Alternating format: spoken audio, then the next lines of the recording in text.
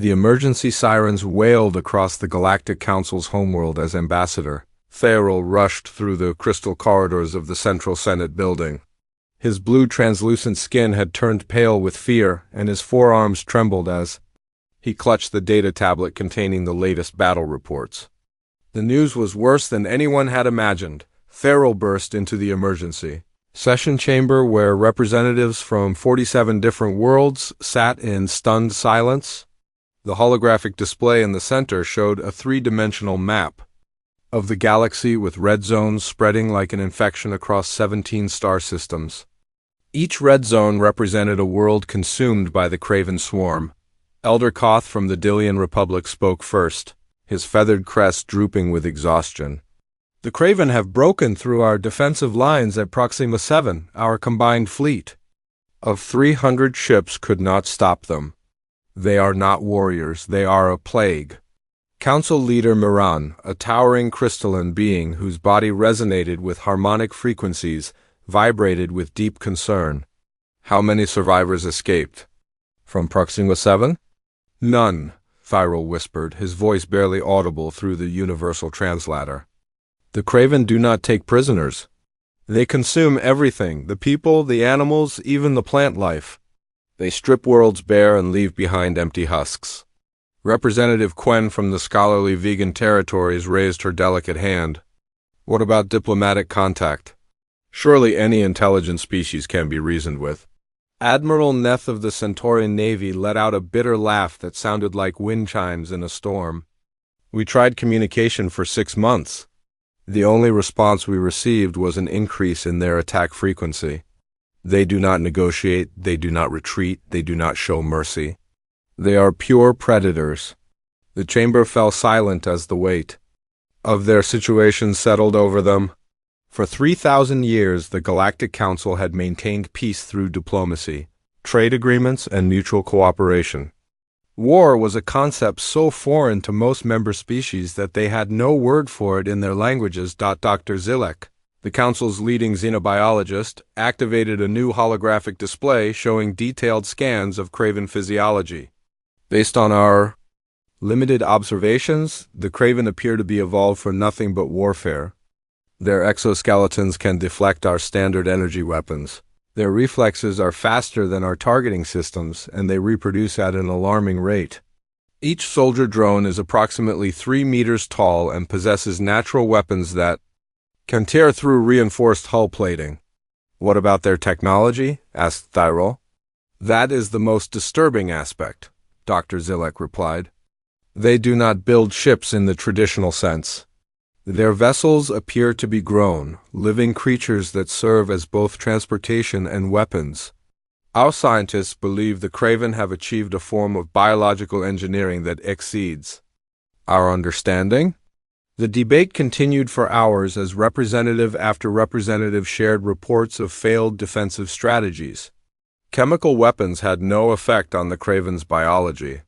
Energy shields were useless against their physical attacks. Even nuclear weapons only seemed to slow them down temporarily. As the 8th hour of discussion began, Elder Koth stood up slowly. His ancient voice carried across the chamber with reluctant authority. There is one option we have not considered. One species that might possess the necessary capabilities to match the Craven in combat. Who? Demanded Council Leader Miran. The humans of Earth. A collective gasp echoed through the chamber. Every civilized being in the galaxy knew about Earth, though few spoke of it openly.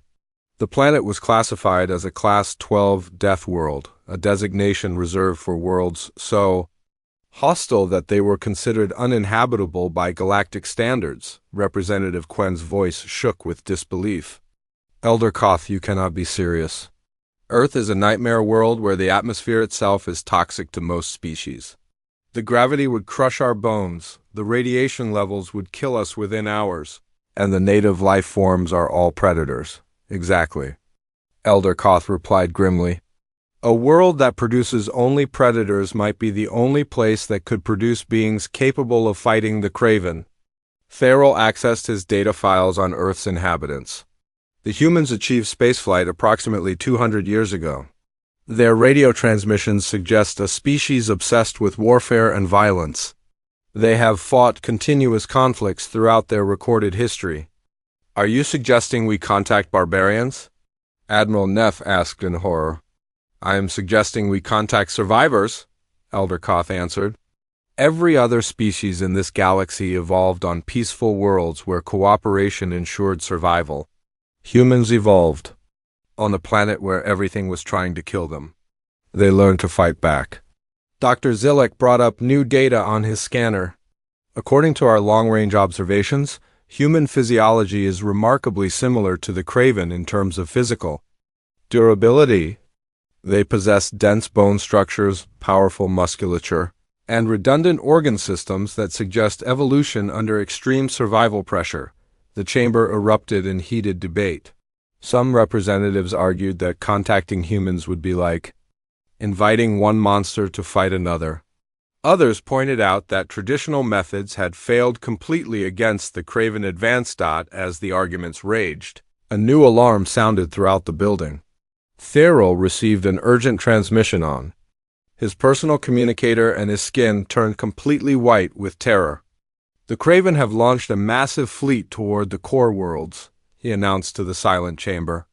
Our scouts estimate they will reach Centauri Prime in 3 solar cycles. Council leader Miran's crystalline form dimmed with despair. Centauri Prime houses 12 billion souls. If it falls, the heart of our civilization dies with it. The debate ended abruptly. Faced with the extinction of their entire way of life, the choice became clear. The Galactic Council would send a message to Earth, not as a greeting between civilized species, but as a desperate plea for help from the galaxy's most feared unknown quantity, Elder. Koth volunteered to compose the message himself as he began. Recording the transmission that would change the fate of the galaxy, his words carried the weight of 3 millennia of peaceful civilization hanging in the balance. To the humans of Earth, he began. We are the Galactic Council, representatives of 47 worlds. We face extinction from an enemy we cannot defeat through peaceful means. If your species possesses the strength that legends suggest, we beg you to help us survive. The message was transmitted toward the Outer Rim, carrying with it the hopes and fears of an entire galaxy. Now they could only wait to see if the monsters from the Death World would answer their call. The response from Earth arrived much faster than anyone expected. Just 36 hours after the Galactic Council transmitted their desperate plea, massive energy signatures appeared at the edge of the Centauri system. Long-range sensors detected 12 vessels emerging from hyperspace, their design unlike anything in the galactic database. Dr. Williams sat in his laboratory, analyzing the approaching fleet specifications when his assistant rushed in with the latest sensor readings. The ships appeared crude by galactic standards, with angular hulls covered in weapon systems that seemed designed for maximum destruction rather than elegant efficiency. Sir, the human fleet is requesting permission to dock at Station Alpha. His assistant reported nervously. Williams adjusted his glasses and studied the data. Grant their request, and notify all department heads to prepare for first contact protocols. Within hours, the lead human vessel had docked with the station's main port. Ambassador Therill waited in the reception bay with a full diplomatic escort, trying to calm his nerves as the airlock cycled through its opening sequence. The first human to emerge from the ship was a tall female wearing a dark blue uniform covered in insignia that none of the aliens could interpret. Her name tag read Rodriguez, and her rank appeared to be some form of military commander. What struck Therill immediately was her physical presence. She moved with the confident stride of a predator, her eyes constantly scanning the environment.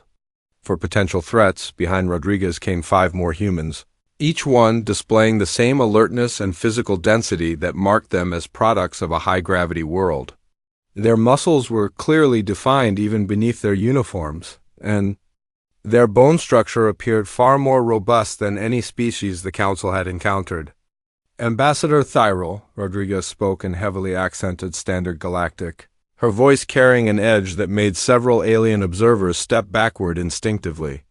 I am Commander Maria Rodriguez of the United Earth Navy, my government received your transmission and authorized me to assess the situation. Thyral tried to maintain diplomatic composure despite his growing unease. Commander Rodriguez, we are grateful for your rapid response. Perhaps we could begin with a briefing on the Craven threat. Rodriguez nodded and gestured to one of her companions. Dr. Williams will provide technical analysis. But first, I need to understand why your combined fleets have been ineffective against this enemy. The question was posed so directly that several alien diplomats exchanged uncomfortable glances. In galactic society, such blunt inquiries were considered rude, but Rodriguez seemed genuinely puzzled by their inability to defend themselves. Elder Koth stepped forward carefully. Commander, the Craven possess superior numbers and individual combat capabilities. Our weapons technology appears inadequate against their biological armor. Biological armor? Dr. Williams interrupted, his scientific curiosity overriding. Diplomatic protocol. Are we dealing with an organic enemy? Yes, replied Dr. Zilek, the Council's xenobiologist. The Craven appear to be evolved warriors. Their exoskeletons can deflect energy weapons, and their natural reflexes exceed our targeting systems. Williams exchanged a meaningful glance with Rodriguez. Commander, this matches several terrestrial predator archetypes. Pack hunters with enhanced physical capabilities and territorial expansion behaviors. Like army ants or prehistoric raptors? Rodriguez added casually. The alien representatives looked confused by these references, so Williams elaborated. Extinct species from our homeworld. Intelligent hunters that operated in coordinated groups and consumed everything in their path.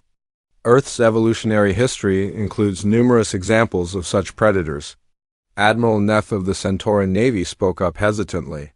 You speak as if your planet commonly produced such creatures. Earth is what you would classify as a death world, Rodriguez explained matter-of-factly. Our species evolved alongside predators far more dangerous than anything you've described.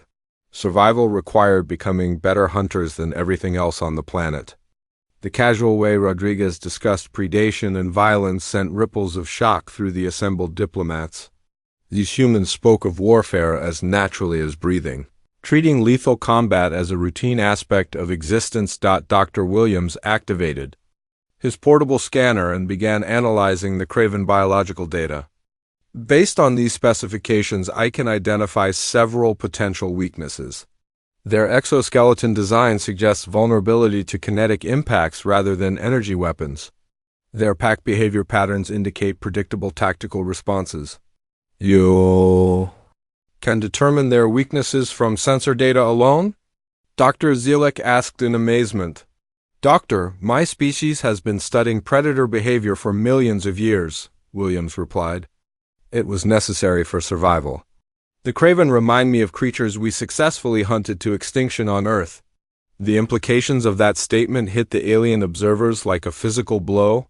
These humans had not only survived on a world full of deadly predators, they had hunted them to extinction. Commander Rodriguez studied the tactical displays showing Craven fleet movements. Your defensive strategy has been purely reactive. You're fighting like prey animals instead of fellow predators. We are not predators, Representative Quen protested. We are civilized beings who resolved conflicts through diplomacy and cooperation. And that's why you're losing, Rodriguez stated bluntly. The Craven are apex predators following evolutionary programming. They expect their prey to flee or hide. Instead, you need to become the hunters. The alien representative sat in stunned silence as the humans outlined preliminary battle strategies. Every suggestion involved tactics that would have been considered barbaric by galactic standards: deliberate aggression, acceptable casualty rates, and coordinated attacks designed to inflict maximum damage on the enemy, Elder Koth finally found. His voice. Commander Rodriguez, are you suggesting we abandon 3,000 years of peaceful civilization to become warriors like yourselves? Rodriguez fixed him with a steady gaze that made the elderly alien step back involuntarily. Elder Koth, I'm suggesting you temporarily become what's necessary to preserve your civilization. The choice is simple: learn to fight like predators or become extinct like prey. As the first contact session concluded, the human team began, requesting detailed intelligence on Craven capabilities, supply lines, and behavioral patterns. Their questions revealed a tactical mindset that viewed warfare as a complex science requiring careful study and precise execution. Ambassador Thoreau realized with growing dread that the galaxy had indeed summoned monsters to fight monsters. But these monsters wore uniforms, followed chain of command, and possessed technology that suggested intelligence far beyond simple savagery. The humans were not the mindless barbarians the galaxy had feared. They were something far more dangerous. Evolved predators who had learned to think strategically about violence. And now they were offering to teach the galaxy how to survive in a universe where peaceful coexistence was no longer possible. The asteroid mining facility at Kepler Station had been transformed into a military command center within 72 hours of the human fleet's arrival. General Torres moved through the bustling corridors with purpose, her heavy boots echoing against metal deck plating as alien officers pressed themselves against walls to avoid her path. Torres paused at the main tactical display where holographic representations of Craven fleet movements painted a grim picture across 3 star systems. The enemy advance showed clear patterns that troubled her experienced military mind, not because they were complex, but because they were so predictable. General, the Centaurian admirals are requesting another strategy review, announced Lieutenant Foster, her aide-de-camp. They seem confused by our tactical proposals. Of course they are, Torres replied, studying the enemy formations. They've never fought a real war. Send Admiral Neth to Briefing Room 7. It's time they understood what we're actually dealing with. Minutes later, Admiral Neth entered the briefing room accompanied by 3 other alien fleet commanders. Their body language radiated nervousness as they approached the human general who stood nearly twice their height and possessed muscle mass that spoke of evolution under crushing gravity. Admiral Neth, Torres began without preamble, your previous engagement reports show classic prey animal responses to predator attacks. Defensive formations, retreat protocols, and minimal offensive action. This approach guarantees your extinction. Admiral Neth's tentacles writhed with agitation. General Torres, we have followed established military doctrine for 3 millennia. Our defensive strategies have maintained peace across the galaxy. Against other civilized species, Torres corrected. The Craven are not civilized. They are apex predators following biological programming that has been refined through millions of years of evolution. Your diplomatic solutions are meaningless to creatures that view you as food. Commander Brooks entered the room carrying a data tablet loaded with analysis from Dr. Williams' xenobiology team. General, we've completed our assessment of Craven behavioral patterns. They match several terrestrial predator models with 94% accuracy. Torres activated the holographic display showing detailed Craven movement patterns over the past 6 months. Look at their attack sequences. They mass overwhelming force, expect their prey to scatter, then pursue individual targets for consumption. It's identical to Wolfpack hunting behavior on Earth. Wolves? Asked Admiral Neff. Extinct predators from our homeworld, Brooks explained. Intelligent pack hunters that dominated their environment until humans developed better hunting strategies. We learned to turn their own instincts against them. Torres highlighted specific fleet movements on the display. The Craven always attack along the same vectors because they're following genetic programming. They can't help themselves any more than your species can help being cooperative. But we can exploit that predictability. The alien commander studied the tactical projections with growing unease. The human strategy involved deliberately provoking Craven aggression through attacks on supply lines and what appeared to be retreat, maneuvers designed to draw the enemy into predetermined kill zones. You're planning to make them angry? Admiral Neff asked in horror. Emotional enemies make tactical errors, Torres explained patiently. We'll hit their resource-gathering operations, disrupt their feeding patterns, and force them to respond with increased aggression. Once they're enraged enough, they'll abandon their usual caution and come straight at us. Fleet Commander Zara from the peaceful vegan worlds raised her concerns. General Torres, this strategy requires accepting significant casualties among our own forces. How can we justify such losses? Torres fixed her with the same predatory stare that made most aliens instinctively retreat. Commander Zara, your enemy, is coming to exterminate your entire species? Every being in this galaxy will die if we lose?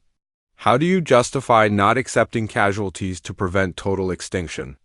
The blunt assessment silenced the room. These humans discussed acceptable loss rates with the same casual efficiency they might use to plan supply logistics.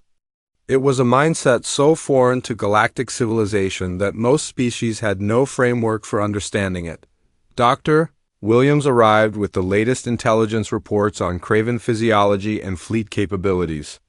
General, we've identified several critical vulnerabilities. Their biological ships require constant nutrition, which means they must consume resources regularly or begin to weaken.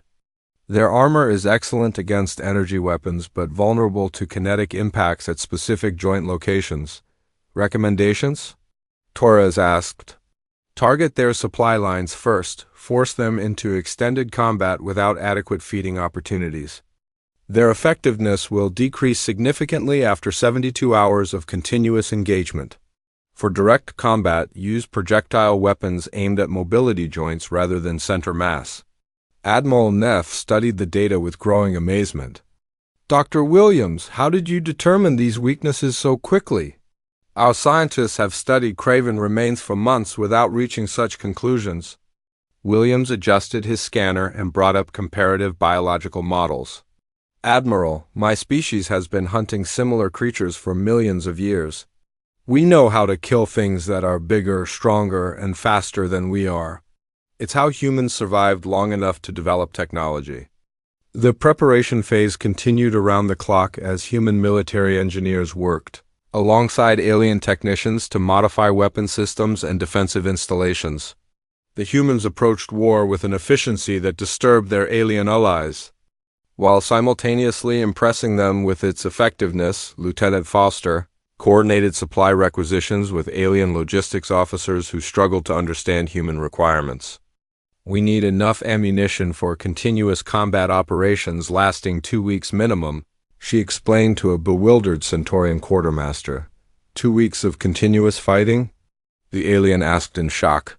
Surely any engagement would be resolved within hours. That's prey animal thinking, Foster replied matter-of-factly.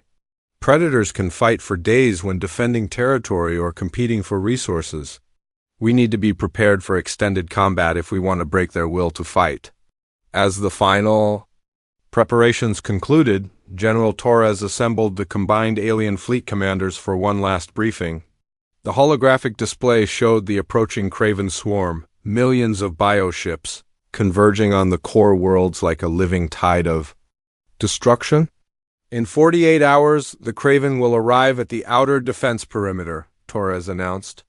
Our job is not to defeat them in glorious battle. Our job is to hurt them badly enough that they decide easier prey exists elsewhere. Elder Koth, who had been observing the preparations with growing concern, raised a trembling hand. General Torres, what you're proposing is not warfare as we understand it. This is systematic predation. Torres nodded grimly. Elder Koth, that's exactly what it is. The galaxy asked for our help because traditional methods failed. We're offering to teach you how apex predators think, fight, and win. If that disturbs you, perhaps you should reconsider calling for our assistance. The briefing ended with detailed tactical assignments and communication protocols. As the alien commanders dispersed to their respective fleets, they carried with them a new understanding of warfare that would change galactic civilization forever. The humans had shown them that sometimes survival required becoming the monster that frightened other monsters. And in 48 hours, the galaxy would discover whether the lessons learned from Earth's death world would be enough to save them all. The void of space erupted into chaos as the Craven swarm emerged from hyperspace like a plague of living darkness. Millions of bioships, each one a perfect fusion of evolution and warfare, spread across the Kepler system in hunting formations. that had terrorized the galaxy for months, Lieutenant. Foster gripped the controls of her fighter craft as she watched the enemy fleet through her cockpit display. The Craven vessels looked like nightmares given form, organic hulls that pulsed. With alien heartbeats, weapon appendages that writhed like tentacles, and sensor organs that glowed with predatory intelligence. "All fighter squadrons, this is Control," came General Torres' voice over the communication system. "Remember your training. We are not here to fight fair. We are here to teach these creatures that humans are worse predators than they are." The battle began with what appeared to be human cowardice. The Earth fleet scattered in seemingly random directions as the Craven advance approached, breaking formation and fleeing toward the asteroid field that surrounded Kepler Station. Alien observers who had expected heroic charges were confused by the apparent retreat. "Human vessels are falling back across all sectors," reported Admiral Neth from his command ship. "Are they abandoning the defensive line?" Commander Brooks, serving as liaison aboard the Centaurian flagship, smiled with grim satisfaction. "Admiral, what you're seeing is not retreat, it's bait." The Craven reacted exactly as human behavioral analysts had predicted. Seeing scattered prey fleeing before their overwhelming force, the bioships broke their own formation to pursue individual targets. Pack hunter instincts overrode tactical thinking as thousands of Craven vessels raced after what they perceived as easy kills. Foster's fighter dove toward the asteroid field with 3 massive bioships in pursuit. Each enemy vessel was 10 times her size and possessed natural weapons that could vaporize her craft with a single hit. But size and strength meant nothing if the enemy couldn't catch her. "Fox 7, you've got convergence closing on your 6, her wingman called through the communication channel. "Copy that, Fox 2. Initiating evasive pattern Delta," Foster replied, pulling her fighter into a spiral that would have killed most alien pilots from the gravitational stress alone. The pursuing Craven followed her into the asteroid field, their bioships screaming through space with predatory fury. But as they navigated deeper into the rocky maze, hidden weapon platforms activated throughout the field. Nuclear mines detonated in carefully calculated sequences, not to destroy the Craven ships, but to channel them into narrower corridors where human advantages could be maximized. Foster led her pursuers through a canyon between 2 massive asteroids, where concealed railgun batteries opened fire from point-blank range. Kinetic projectiles traveling at significant fractions of light speed punched through Craven armor at precisely targeted joint locations, crippling mobility systems and weapon appendages. The first bioship tumbled helplessly as its locomotion organs were severed. The second tried to retreat but found its path blocked by debris from the nuclear detonations. Only the third Craven vessel escaped, but it carried wounds that would prevent it from participating in further combat. Across the battlefield, similar scenes played out as human fighters led enemy forces into prepared kill zones. The asteroid field had been transformed into a 3-dimensional maze of death where every corridor concealed weapons designed specifically to exploit Craven weaknesses. Commander Rodriguez aboard the heavy cruiser Indomitable faced the most dangerous enemy of all, a Craven bio-dreadnought the size of a small moon. The creature's hull rippled with living muscle, and its weapon organs could fire projectiles capable of destroying entire fleets. "Captain, that thing outmasses us 50 to 1, her tactical officer reported as the bio-dreadnought approached. "Our weapons can't penetrate its core armor." "Then we don't target the armor," Rodriguez replied calmly. "Target the sensory clusters. Blind it first, then go for the feeding appendages." The Indomitable opened fire with concentrated particle beams aimed at the bio-dreadnought's sensory organs. The massive creature writhed in apparent pain as its ability to perceive its environment was systematically destroyed. Blinded and confused, it began firing wildly in all directions. Rodriguez used the creature's disorientation to maneuver her ship into position beneath its bulk where armor was thinner. "All weapons target the digestive tract. These things need to eat constantly to maintain their size." Explosive charges detonated inside the bio-dreadnought's feeding systems, causing Massive internal damage that no external armor could prevent. The creature's death throes sent shockwaves through nearby Craven formations as they witnessed their most powerful unit being killed by a much smaller opponent. The battle raged for 18 hours, as human tactics slowly wore down the Craven swarm. Where alien fleets had tried to match the enemy in direct combat, humans used deception, misdirection, and coordinated attacks that turned Craven's strengths into weaknesses. Dr. Williams monitored the engagement from the medical bay where wounded. Human soldiers received treatment with matter-of-fact efficiency. Casualty reports are within acceptable parameters, he informed General Torres. We're losing approximately 1 human for every 12 Craven eliminated. Acceptable parameters? Gasped Dr. Zilek, who was observing human medical procedures. You speak of death as if it were a routine calculation. Williams looked up from treating a wounded Marine whose leg had been severed by Craven bioweapons. Doctor, every species in this galaxy will die if we lose this battle. Human casualties are tragic but necessary to prevent total extinction. That's not callousness, that's mathematics. The wounded Marine, despite having lost a limb, was already planning to return to combat using a powered exoskeleton. Doc, how long until I can get back out there? My squad needs me. Dr. Zilek stared in amazement at the injured human's determination to continue fighting despite suffering wounds that would have permanently disabled most alien species. How can you maintain such resolve after experiencing such trauma? The Marine managed a pained smile. Sir, my ancestors survived on a world where everything bigger than them wanted to eat them. Getting hurt just means you fight smarter, not that you stop fighting? As the battle entered its final phase, the Craven swarm finally began to retreat. Nearly half their number had been destroyed or crippled, and the survivors showed signs of the malnutrition that Dr. Williams had predicted would occur during extended combat. General Torres watched the enemy withdrawal from the command center, where alien observers sat in stunned silence. Craven retreat patterns suggest they will avoid this sector for at least 6 months while they recover from losses and seek easier prey elsewhere.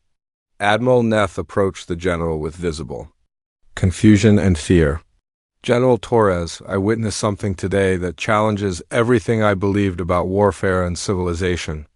How do your people accept such casualties and continue fighting with such efficiency?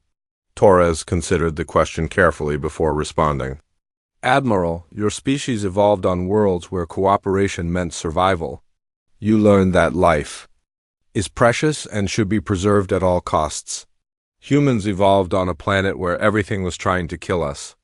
We learned that sometimes life is only preserved through the willingness to sacrifice it for something greater. Elder Koth, who had observed the entire battle, spoke with trembling voice. You fought like demons, like creatures without souls or conscience. We fought like humans, Torres corrected firmly. We fought like a species that refuses to become extinct. If that disturbs you, Elder Koth, perhaps you should consider whether you truly want to survive badly enough to do what survival requires. The Battle of Kepler was over. The Craven swarm had been broken for the first time in their expansion across the galaxy. But the cost of victory had revealed truths about humanity that would forever change how the galaxy viewed Earth's children. The aliens had called for monsters to fight monsters, and they had discovered that humans were indeed monsters, but monsters with purpose, discipline, and an unshakable determination to protect those who could not protect themselves. 6 months after the Battle of Kepler, Ambassador Thyrol found himself in the most impossible place he could imagine, standing in the observation lounge of a human space station orbiting Earth itself. Through the reinforced viewing ports, he watched humanity's homeworld turn slowly beneath them, and finally understood why the galaxy had feared this place for so long. Earth was a world of beautiful violence. Massive storm systems that could devastate entire continents swept across the surface like living entities. Oceans deeper than most planets were wide-churned with currents that would crush any spacecraft, unfortunate enough to crash into them. Even from orbit, Thyrol could see the scars of geological upheaval. Mountain ranges thrust upward by tectonic forces that would shatter most inhabited worlds. Incredible, isn't it? Commander Rodriguez joined him at the viewport, now wearing the insignia of a Galactic Defense Coordinator. Most alien visitors find it overwhelming. Farrell nodded slowly, his forearms trembling slightly from the memory of atmospheric readings that showed gravity levels that would kill him within hours. I am beginning to understand why your people fight as they do. How does anyone survive? Childhood on such a world? They don't all survive, Rodriguez answered honestly. Earth teaches harsh lessons. The weak die young, and the strong learn to become stronger. Every human city exists because our ancestors refused to surrender to a world that was actively trying to kill them. Dr. Williams approached carrying a datapad filled with reports from across the galaxy. Ambassador, the integration program is proceeding better than expected. 43 species have now requested human military advisors, and the Craven haven't been detected in Council space for 4 months. What about resistance to the program? Farrell asked. Williams consulted his notes. Approximately 30% of member species remain uncomfortable with human military methods. They object to our casualty acceptance rates and aggressive tactics, but none of them have withdrawn from the mutual defense treaties. The transformation had not been easy. Human efficiency in warfare had saved the galaxy from the Craven threat, but their methods had sparked intense debates in council chambers across dozens of worlds. Terms like acceptable losses and tactical sacrifice had entered galactic military vocabulary despite making many species profoundly uncomfortable. Elder Koth materialized in the observation lounge through the station's teleportation system, his feathered crest still drooping with the weight of recent revelations. Commander Rodriguez, I have come to apologize for my earlier statements about your people being demons without souls. Rodriguez turned from the viewport with curiosity rather than offense. What changed your mind, Elder Koth? I witnessed something yesterday that forced me to reconsider, the elderly alien replied. A human rescue team responded to a mining accident on Vega 7. They knowingly entered a collapsing tunnel system to save trapped Delian workers, accepting almost certain death to preserve alien lives. Did they succeed? Rodriguez asked. 12 humans died, saving 18 Delians they had never met, Elder Koth said quietly. As they died, they were still organizing the evacuation of survivors? I realized that beings capable of such sacrifice cannot be soulless demons. Williams looked up from his reports. Elder Koth, humans are predators, but we're also pack animals. We protect members of our pack even at the cost of our own lives. The galaxy is our pack now.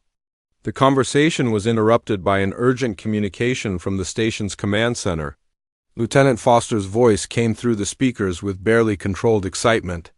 Commander Rodriguez, please report to communications immediately.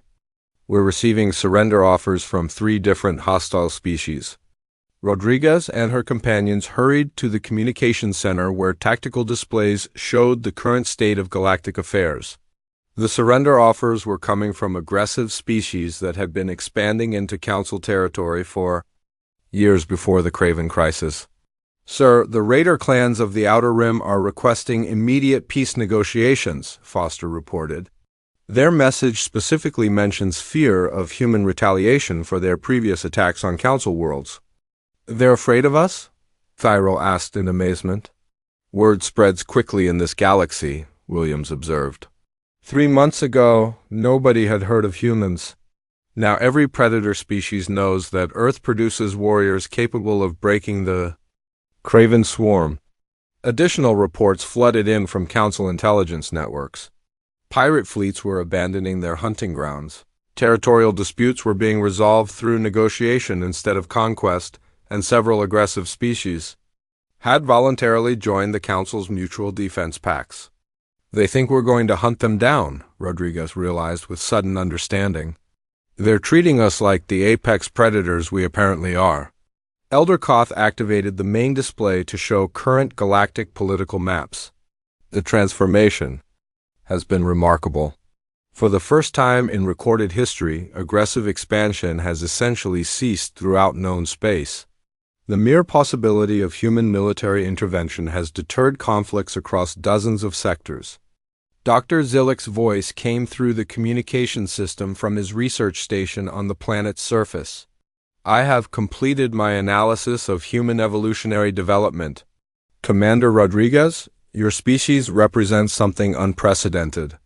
In galactic history, evolved apex predators who developed advanced intelligence while retaining their hunting instincts. Is that why we're so effective in combat? Rodriguez asked. Precisely. Most intelligent species evolve beyond their predatory phase before achieving spaceflight. You retain the ability to think like predators while developing the technology to implement predatory strategies on a galactic scale. It makes you uniquely suited for military operations that other species cannot even comprehend. Thyrol studied the data with growing appreciation for the complexity of human nature. Dr. Zillick, are you saying that humans are naturally designed for warfare? I am saying that humans are naturally designed for survival, Zillick clarified. Warfare is simply one tool among many that your species developed to ensure continued existence. The remarkable aspect is that you can apply the same intensity to protection as you do to aggression. The weeks that followed brought a steady stream of diplomatic requests and alliance proposals from species that had previously avoided contact with the Council. The galaxy was rapidly reorganizing itself around the new reality of human military capability. General Torres arrived from the surface carrying reports on the latest training programs. We now have human military advisors working with 37 different species. The results have been remarkable. Casualty rates in their defensive forces have dropped by 80%. How are they adapting to human training methods? Rodriguez asked. Better than expected, Torres replied. Most species can't match human physical capabilities, but they can learn human tactical thinking. We're teaching them to fight like predators instead of prey animals. The transformation was visible throughout the galaxy. Species that had been passive victims of aggression for centuries were now developing effective defensive capabilities under human guidance. The Delian Republic had successfully repelled 3 separate pirate raids using tactics learned from human instructors. Ambassador Thyrol received a priority transmission from the Council homeworld and shared the contents with growing excitement. The formal treaty has been approved by unanimous vote. Humanity is now officially recognized as the Galactic Council's primary defense partner. What does that mean in practical terms? Williams asked. It means Earth becomes the center of galactic military operations, Thyrol explained. Human commanders will coordinate defense strategies for all member worlds, and human training programs become mandatory for all Council military forces. Elder Koth raised a concern that had been troubling many Council members. Are we creating a military dictatorship? Will humans eventually rule the galaxy through force? Rodriguez considered the question seriously before responding. Elder Koth, humans have no interest in ruling other species. We're pack animals, not herd animals. We protect our pack, but we don't try to control how they live their lives. The galaxy called us for protection, not conquest. Dr. Zillick's research data supported Rodriguez's statement. Human historical patterns show repeated examples of their species intervening to protect weaker groups without attempting to dominate them afterward. Their protective instincts appear to be genuine rather than manipulative. The conversation was interrupted by another urgent communication. This time, the message came from deep space monitoring stations that tracked movement in the galactic rim territories. Commander Rodriguez, we're detecting massive energy signatures in the Andromeda approach vector. Came the report from the monitoring station? The patterns match Craven bioship technology, but the scale is unlike anything we've previously recorded. Rodriguez felt her combat instincts activate as she studied the incoming data. How massive are we talking about? Sir, the Liad formation appears to contain over 50 bio-dreadnoughts. This isn't a raiding force. It's a full-scale invasion fleet from the Craven home territories. The observation lounge fell silent as the implications became clear. The Craven swarm they had defeated at Kepler had been merely an advance force. Now the main enemy fleet was approaching with overwhelming numbers and enhanced capabilities. How long until they reach council space? Torres asked grimly. 18 months at current velocity, came the response. Rodriguez turned to face the assembled alien representatives with the same predatory focus that had intimidated them months earlier. But now that focus carried reassurance rather than fear. Ladies and gentlemen, it appears the galaxy is about to receive a comprehensive education in human military doctrine. The Kraven are coming in force, but they're making a critical error. They're giving us time to prepare. Elder Koth's voice carried new confidence that would have been impossible before humanity's arrival. What do you need from the Council? Everything, Rodriguez replied simply. Every ship, every resource, every species willing to fight for survival. The Kraven want to test themselves against the predators who broke their advance force. It's time to show them why Earth produces the galaxy's apex hunters. Theriel looked out at Earth turning beneath them, no longer seeing a death world but a forge, where the galaxy's protectors had been forged through millions of years of surviving the unsurvivable. The age of peaceful coexistence was over. The age of the human protectorate had begun, and the coming battle would determine whether the galaxy's nightmares or its guardians would inherit the stars.